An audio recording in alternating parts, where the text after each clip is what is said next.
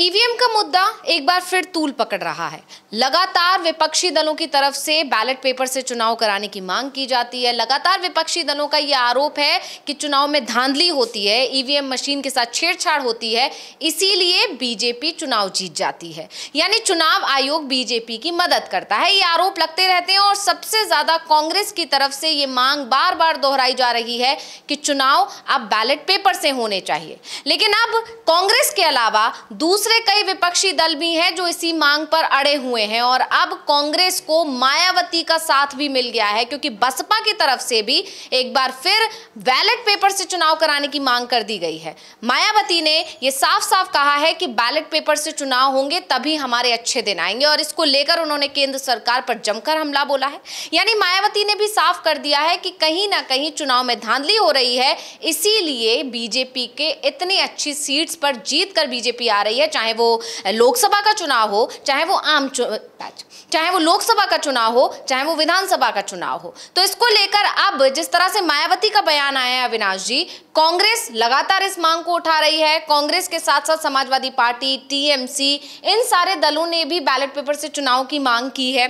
तो ऐसे में अब मायावती का भी साथ इनको मिल रहा है, तो क्या ईवीएम का मुद्दा अब और तेजी से उठ सकता है, या कांग्रेस जिस तरह से एक आंदोलन की बात पिछले दिनों करती रही है कि वो जनता के बीच जाकर एक बाकायदा, जिस तरह से भारत जोड़ो यात्रा निकाली गई थी कांग्रेस की तरफ से, उसी तरह एक और यात्रा निकाली जाएगी ईवीएम के विरोध में। क्या अब कांग्रेस के उस अभियान को और मजबूती मिलती दिख रही है? नहीं, बिल्कुल, क्योंकि मायावती का जो सवाल है उनकी तरफ से तो ईवीएम का जो विरोध है वो बहुत दिनों से किया जा रहा है। 2017 का जब यूपी विधानसभा चुनाव हुआ, उसके परिणाम आए, तो सबसे पहले मायावती ने ही ईवीएम पर सवाल उठाए थे। 2019 के लोकसभा चुनाव में भी मायावती ने ईवीएम पर सवाल उठाए थे, लेकिन पिछले कुछ दिनों से वो खामोश हो गई थी।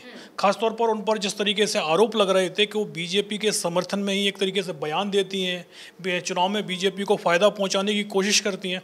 लेकिन इससे मायावती को ज़बरदस्त नुकसान हुआ और उनका जो सामाजिक आधार था उनकी पार्टी का, वो लगातार कमज़ोर होता चला गया।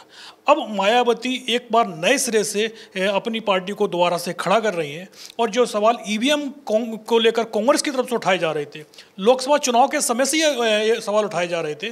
कांग्रेस ने चुनाव आयोग को चिट्ठियां भी लिखी थी और ये कहा था कि ईवीएम को लेकर हमारे मन में संदेह है और उन संदेह को आप दूर कीजिएगा।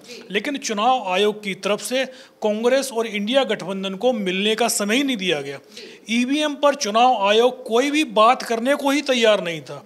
और अब क्योंकि कांग्रेस की तरफ से जब महाराष्ट्र और हरियाणा चुनाव के परिणाम आए और उसके बाद जिस तरीके से कांग्रेस इस मुद्दे को लेकर सामने आई है, और अब मायावती भी उसी मुद्दे को सामने रख रही हैं। यानी जो डिमांड कांग्रेस कर रही है वही डिमांड अब मायावती की भी है। और उन्होंने साफ कह दिया है कि ईवीएम जिस दिन हट जाएगी, बैलेट पेपर जिस दिन आ जाएगा, उस दिन जो बीएसपी है, दलित हैं, पिछड़े हैं, उनके अच्छे दिन आ जाएंगे। क्योंकि बीजेपी कभी नहीं चाहेगी कि ईवीएम को हटाया जाए, क्योंकि जो बीजेपी पर चुनाव जीतने के आरोप लगते हैं उसमें सबसे बड़ा जो आरोप है वो चुनाव आयोग के साथ उसकी मिलीभगत को लेकर लगता है कि चुनाव आयोग वही नियम, वही फैसले लेता है जिससे बीजेपी को फायदा हो।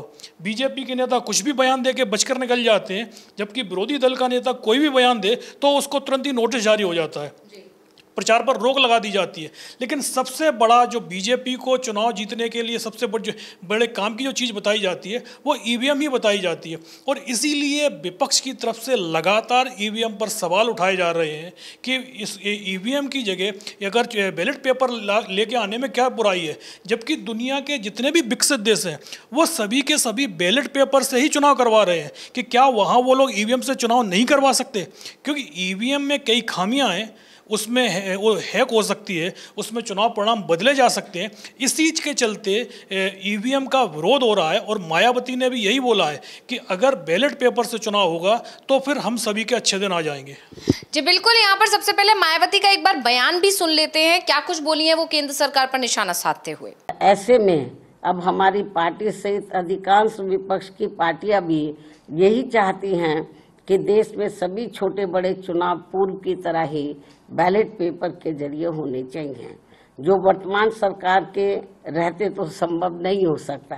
आप जानते हैं बीजेपी का स्लोगन रहा है कि अच्छे दिन आने वाले हैं। मोदी सरकार को लेकर ये स्लोगन बहुत ज्यादा प्रचलित रहा और उसी पर तंज कसते हुए बसपा प्रमुख मायावती ने भी कहा है कि जब बैलेट पेपर से चुनाव होगा तो हम सबके अच्छे दिन जरूर आ जाएंगे। उन्होंने सीधे सीधे ये आरोप लगा दिया है कि बसपा जो लगातार डाउन हो रही है, जिस तरह से उसके प्रत्याशी हार रहे हैं, उसकी वजह सिर्फ और सिर्फ ईवीएम में धांधली है। सिर्फ और सिर्फ बैलेट पेपर से अगर चुनाव होंगे तो फिर बसपा के जो उम्मीदवार हैं वो जीतेंगे। यानी एक बार फिर से मायावती अपने उसी अंदाज में लौट आई हैं। बड़ी बात यह है कि लगातार मायावती पिछले दिनों बहुत ज्यादा चर्चा में रही, जिसकी वजह उनके भतीजे आकाश आनंद थे। लगातार ये चर्चाएं चलती रही कि उन्हें पहले पार्टी से निष्कासित किया गया, फिर उन्हें वापस पार्टी में जगह दे दी गई, उनको बड़ी जिम्मेदारी सौंपी गई और इसके बाद से ये भी आरोप लगा मायावती पर कि कहीं ना कहीं आकाश आनंद जो है बीजेपी के लिए मुखर रहते हैं, इसलिए बीजेपी की तरफ से दबाव है और यही वजह है कि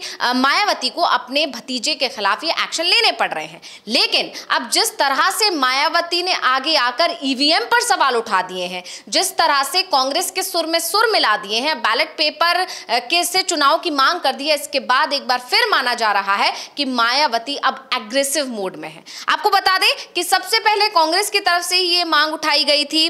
साल 2018 में जब राहुल गांधी कांग्रेस के अध्यक्ष बने थे, उस दौरान जब एक पास हुआ था प्रस्ताव जिसमें ईवीएम की जगह बैलेट पेपर से चुनाव कराने को लेकर भी एक प्रस्ताव पास किया गया था और अब एक बार फिर कांग्रेस इस मुद्दे को जोर शोर से उठा रही है। साल 2024 में जो लोकसभा चुनाव हुए उसमें 99 सीटें पाने के बाद जब हरियाणा और महाराष्ट्र विधानसभा चुनाव में कांग्रेस को करारी शिकस्त मिली, कांग्रेस को बड़ा झटका लगा क्योंकि ये तय माना जा रहा था हरियाणा को लेकर खासकर कि इस बार कांग्रेस की वहां लहर है और कांग्रेस को वहां जीत मिलेगी। लेकिन जब नतीजे आए तो कांग्रेस ही नहीं बीजेपी के नेता भी हैरान रह गए क्योंकि ऐसी जीत की उम्मीद तो बीजेपी के नेताओं को भी नहीं रही थी।